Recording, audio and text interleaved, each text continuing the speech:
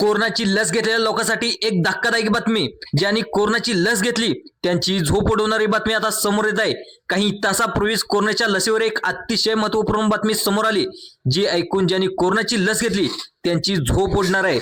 ज्यांनी कोरोनाची एक लस घेतली, 2 लस घेतल्या किंवा 3 लस घेतल्या, प्रत्येकासाठी अतिशय धक्कादायक बातमी असणार आहे. कोरोनाच्या महामारीनंतर देशात कोरोना प्रतिबंधात्मक लस बंधनकारक करण्यात आली होती. आपण सर्वांनी ती घेतली, पण आता गेल्या 3-4 वर्षात हृदयविकाराचा झटका म्हणजे हार्ट अटॅकने मृत्यू होण्याचं प्रमाण अतिशय वाढलेलं आहे. आपण रोज पाहतो, चालता बोलता लोकांचा मृत्यू होत आहे. चालता, खेळता, जेवण करता हृदयविकाराचा धक्का येत आहे. पाहायला गेलं तर कोरोनाची लस घेतली आणि त्याची हृदयविकाराचा झटक्याचा काही संबंध आहे का? ज्यांनी 1 डोस घेतला, ज्यांनी 2 डोस घेतला किंवा 3 डोस घेतला, त्यांना हृदयविकार येणार का? यावर नवीन संशोधन झाले. काय सांगते देशाच्या आरोग्य मंत्रालयाकडून एक नवीन सूचना जारी करण्यात आली, ज्यामुळे आता ज्यांना कोरोनाची लस घेतली त्यांची आता झोप उडणार आहे. एक नवीन संशोधन कोरोना लसीवर झालेलं आहे, ज्यामुळे संपूर्ण देश हादरला. ज्यांनी लसी घेतलेल्या आहेत त्यांनी लक्षपूर्वक ही माहिती जाणून घ्यायची आहे. आता लस घेतली असेल तर हार्ट अटॅक येणार का? किती डोस घेतल्यावर हार्ट अटॅक येणार? काय माहिती समोर आले, चला जाणून घेऊया. कोरोनाची लस घेतलेल्यासाठी कोविड व्हॅक्सिन घेतलेल्या एका अतिशय धक्कादायक बातमी आता समोर आली. पण सगळ्यात आधी आपण हे जाणून घेतलं पाहिजे की कोरोना महामारीच्या काळात जी लस बनवता आली होती, जी प्रत्येकाला बंधनकारक करण्यात आली होती, ती बऱ्याचशा लोकांचा असा दावा आहे की ती घाईघाईने बनवून आली होती आणि एका मोठा दावा करण्यात आलेला आहे. सुरुवातीपासूनच केला होता. आता तुम्ही देखील विचार करा, साधारणपणे कोणतीही लस बनवण्यासाठी त्याच्या सगळ्या चाचण्या पूर्ण होण्यासाठी 8 ते 10 वर्षाचा कालावधी जातो. काही लसेल तर 15 वर्षाचा कालावधी जातो. यावर्षी देखील सुरक्षितता देखील त्याची तपासली जाते. त्याच्यात कोणते साईड इफेक्ट होतील का, पुढे चालू कुठले नवीन आजार होतील का, काही इन्फेक्शन होतील का, असे दीर्घकालीन परिणाम काय होतात का, याचा अभ्यास केला जातो. प्राण्यावर चाचण्या होतात, मग माणसावरून वेगवेगळ्या टप्प्यामध्ये चाचण्या होतात.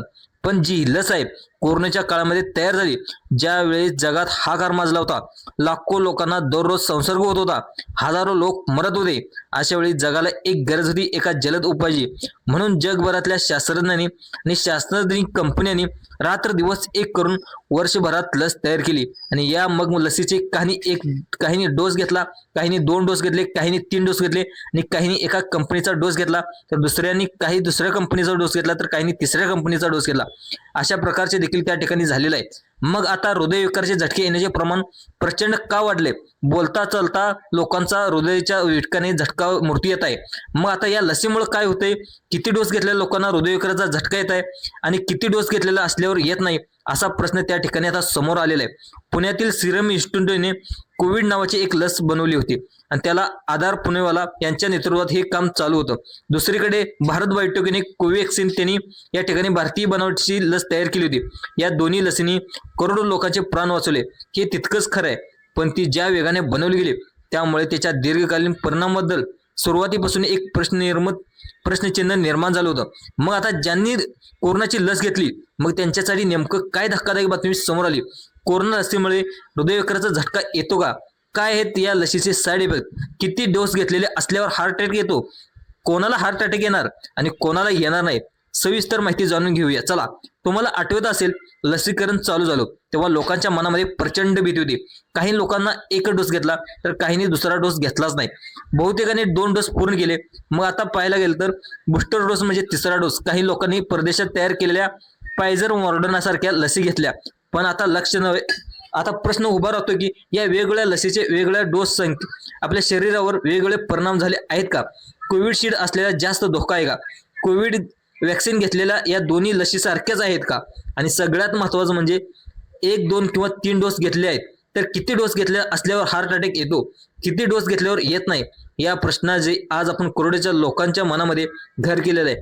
आपण देखील या धक्कादायक आकडेवारी आणि संशोधनाकडे वळूयात, ज्यामुळे आता संपूर्ण देशामध्ये धक्का बसला होता. जगभरातल्या अनेक स्वतंत्र संशोधकांनी लसीकरणाच्या लोकांमध्ये ज्या ठिकाणी अभ्यास केला आणि ज्या लोकांनी लसी घेतल्या होत्या त्यांच्या आरोग्यात काय बदल झालाय का, याचा एक मोठा अभ्यास केला.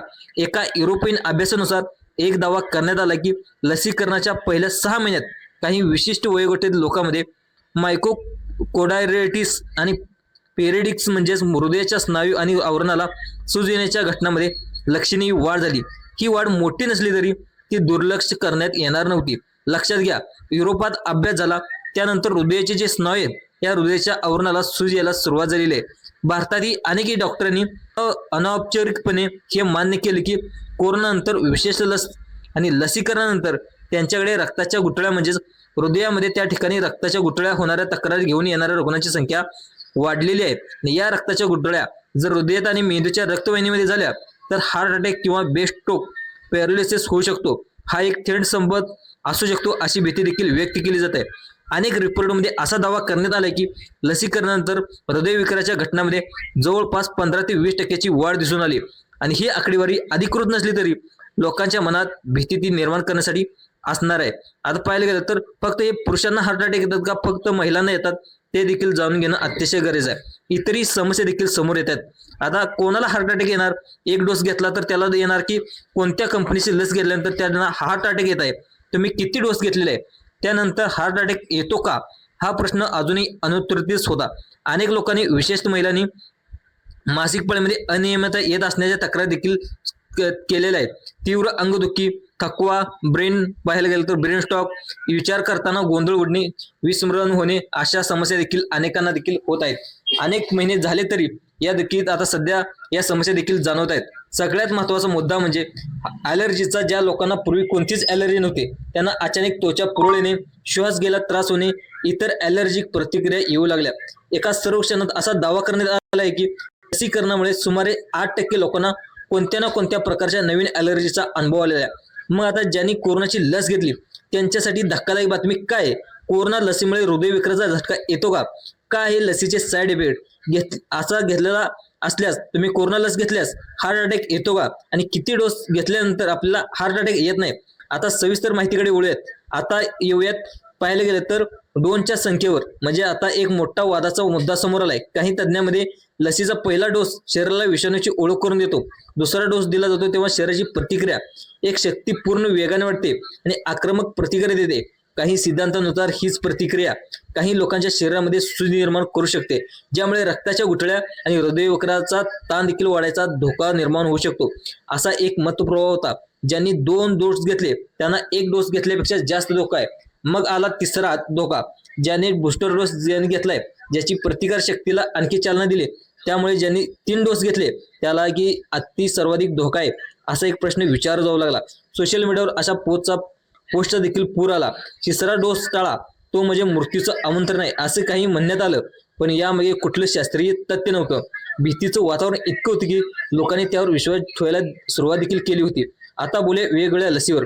मग आता कोणत्या कंपनीची लस घेतली त्यावर पाहायला गेलं तर काही कोविडशिल्ड आणि कोव्हॅक्सिन या 2 लसी दिल्या गेल्या. कोविडशिल्ड ही डेनो व्हायरस वेक्टर प्लॅटफॉर्मवर बनवली गेलेली आणि सुरुवातीला काही युरोपियन देशांमध्ये या प्रकारच्या लसीमुळे रक्ताच्या कुटळ्या होत असल्याची दुर्मिळ घटना समोर आल्या होत्या.